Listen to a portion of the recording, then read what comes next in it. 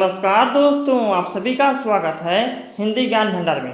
आज हम आपके लिए लेकर आए हैं यूपी SSC PET एग्जाम के लिए हिंदी का प्रैक्टिस सेट। इस प्रैक्टिस सेट में सिलेबस में ध्यान में रखते हुए प्रश्न लिया गया है जो कि आपकी परीक्षा के लिए बहुत ही महत्वपूर्ण है। जिस कारण से ये वीडियो बिना स्किप के पूरा देखिएगा। वीडियो पसंद आने पे वीडियो को लाइक और शेयर अवश्य करिएगा, क्योंकि आपका एक एक लाइक हमें मोटिवेट करता है ऐसी वीडियो बनाने के लिए। चलिए बिना किसी देरी के शुरू करते हैं। हाँ, तो पहला प्रश्न देखिए, कह रहा है निम्नलिखित में से स्त्रीलिंग शब्द को चुनिए। कहने का तात्पर्य है कि नीचे 4 ऑप्शन दिए गए हैं, उसमें से एक शब्द स्त्रीलिंग है, बाकी तीनों पुल्लिंग है। आपको वही पहचानना है। ऑप्शन है धुआं, संध्या, भत्ता या धावा। देखिए, स्त्रीलिंग पुल्लिंग पहचानने का सबसे आसान तरीका है ना, जो शब्द दिया रहे उस शब्द को आप किसी वाक्य में, जो आपके दिमाग में वाक्य चल रहा हो, उस वाक्य में आप प्रयोग करिए। जब वाक्य में प्रयोग करेंगे ना तो आपका जो भी सस्पेंस रहेगा सारा क्लियर हो जाएगा। जैसे धुआं है, अब धुआं क्या होता है? उठता है। मेरे को तो धुआं उठ रहा है, धुआं उठता है, तो अब क्या हो, पुल्लिंग हो गया। संध्या, संध्या क्या होती है? संध्या होता है कि होती है? संध्या का क्या, शाम, संध्या होता है कि होती है? लोग कहते हैं संध्या होती है, संध्या हो रही है, संध्या हो गई है, ठीक है ना, हो गया है नहीं लोग कहते हैं। तो ये क्या है? स्त्रीलिंग शब्द है, इसलिए ऑप्शन बी वाला सही हो जाएगा। और जो भत्ता है, भत्ता दिया जाता है, नहीं लोग कहते हैं बेरोजगारी भत्ता दिया जाता है, उसको बेरोजगारी भत्ता मिल रहा है, ना कि मिल रही है।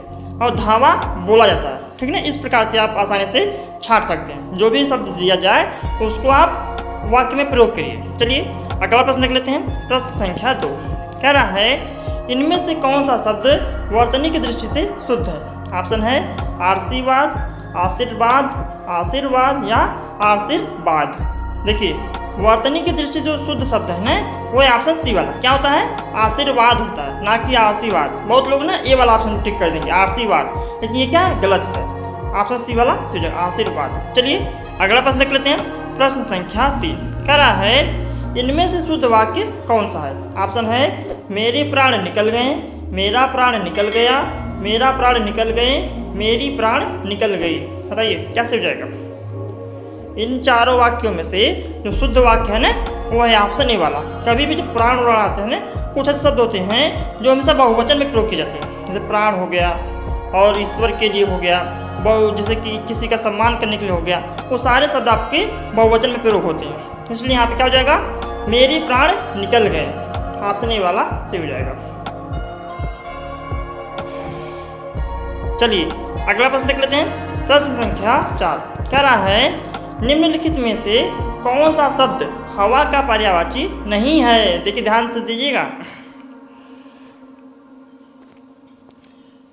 कह रहा है निम्नलिखित में से कौन सा शब्द हवा का पर्यायवाची नहीं है? देखिए हम अपने वीडियो बार बार कहते हैं, जब नहीं वाला प्रश्न है ना, आप प्रश्नों को थोड़ा ध्यान से पढ़ा करिए, क्योंकि अक्सर लोग गलती कर देते हैं। ऑप्शन है अनिल, अनल, मारुत या पवन।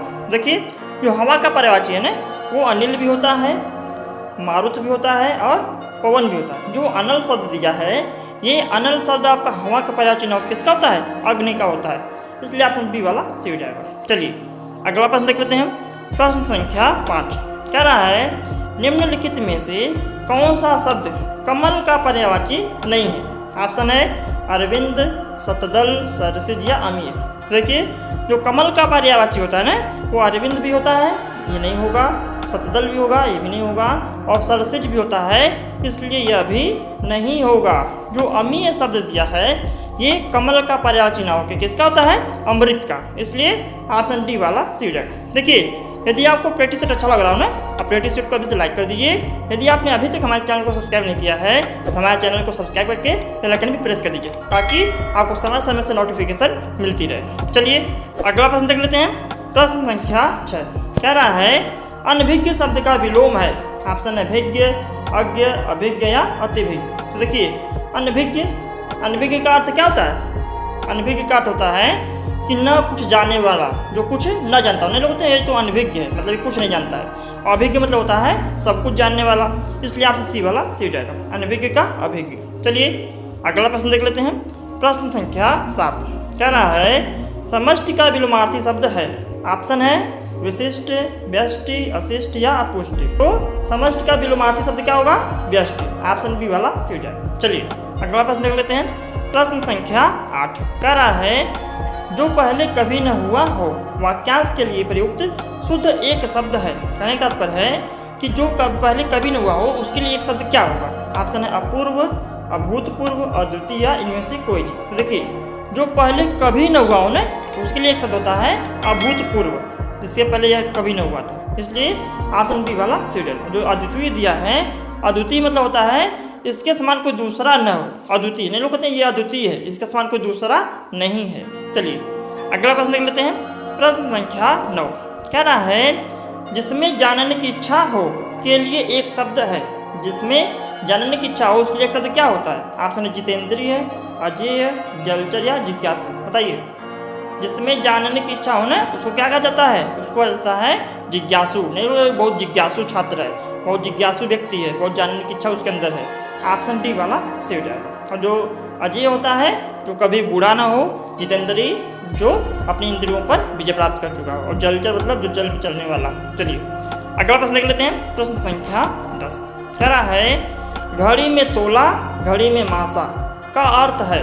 ऑप्शन है बहुत ही नाजुक मिजाज, डंडी मारने में कुशल व्यापारी, ऐसा व्यापार जिसमें एक पल मुनाफा हो तो दूसरे कहीं नुकसान, जरा सी बात पर खुश और नाराज होना। बताइए क्या सही हो जाएगा? घड़ी में तोला घड़ी में मासा का जो अर्थ होता है ना वो अर्थ होता है कि जरा सी बात में खुश और जरा सी बात में नाराज, मतलब बात बात पर नाराज खुश होते रहना, इसलिए ऑप्शन डी वाला सही हो जाएगा। चलिए अगला प्रश्न देख लेते हैं। प्रश्न संख्या 11 कह रहा है चैन की बंसी बजाना का अर्थ है। ऑप्शन है साइकिल की चैन की बांसुरी बनाकर बजाना, मौज करना, फुर्सत में बंसी बजाना, बेरोजगार होना।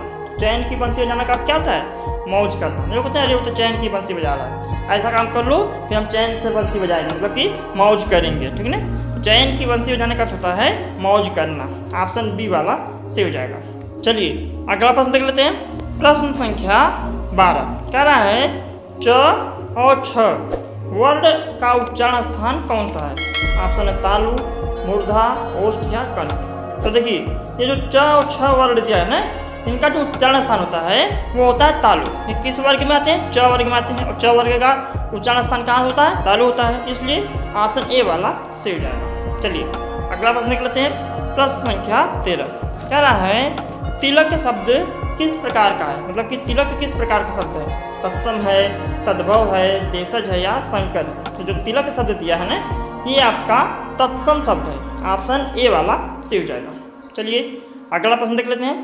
प्रश्न संख्या 14 कह रहा है फूल का तत्सम है, कहने का तात्पर्य है जो फूल शब्द दिया है ये तद्भव है, इसका तत्सम क्या होगा? ऑप्शन है पुष्प, पुष्प, प्रसून या सुमन। तो देखिए फूल का तत्सम होगा ना वो क्या होगा? पुष्प होगा, इसलिए ऑप्शन बी वाला सही हो जाएगा। चलिए अगला प्रश्न देख लेते हैं। प्रश्न संख्या 15 जो कि हमारा अंतिम प्रश्न है, उसके बाद आपको अपना प्रश्न मिलेगा। कह रहा है हिंदी की विशिष्ट बोली ब्रज भाषा किस रूप में सबसे अधिक प्रसिद्ध है? मतलब कि किस रूप में सबसे ज़्यादा प्रसिद्ध है, सबसे ज़्यादा प्रचलित है? राजभाषा के रूप में, तकनीकी भाषा के रूप में, राष्ट्रभाषा के रूप में या काव्य भाषा के रूप में? बताइए। जो हिंदी की विशिष्ट बोली ब्रज भाषा है ना ये काव्य भाषा के रूप में प्रचलित है सबसे अधिक, क्योंकि इसका प्रयोग काव्य में बहुत से कवियों ने किया है, इसलिए ऑप्शन डी वाला सही हो जाएगा। और एक प्रश्न है आपके लिए है जिसका उत्तर आपको कमेंट करके देना है। आपका प्रश्न क्या है? आपका प्रश्न है कामायनी महाकाव्य के रचयिता कौन है? ऑप्शन है सूरदास, प्रेमचंद, जयशंकर प्रसाद या कबीरदास। जिसका उत्तर सही होगा उसके कमेंट को पिन कर देंगे, सभी लोग देख सकते हैं। तो हमें उम्मीद है कि आपको वीडियो पसंद आया होगा। यदि वीडियो पसंद आया तो वीडियो को लाइक करें और अपने मित्रों के साथ शेयर भी करें। क्यों? क्योंकि ज्ञान बांटने से ज्ञान बढ़ता है। और हमारे सभी अपडेट को पाने के लिए हमारे चैनल हिंदी ज्ञान भंडार को सब्सक्राइब करके बेल आइकन दबाना न भूलें। और हाँ, यदि आपको इसकी पीडीएफ चाहिए ना, पीडीएफ पाने के लिए आप हमारे टेलीग्राम चैनल हिंदी ज्ञान भंडार को ज्वाइन कर सकते हैं, जो कि बिल्कुल निःशुल्क है। मिलते हैं नए वीडियो में नए टॉपिक के साथ, तब तक के लिए धन्यवाद। Thanks for watching.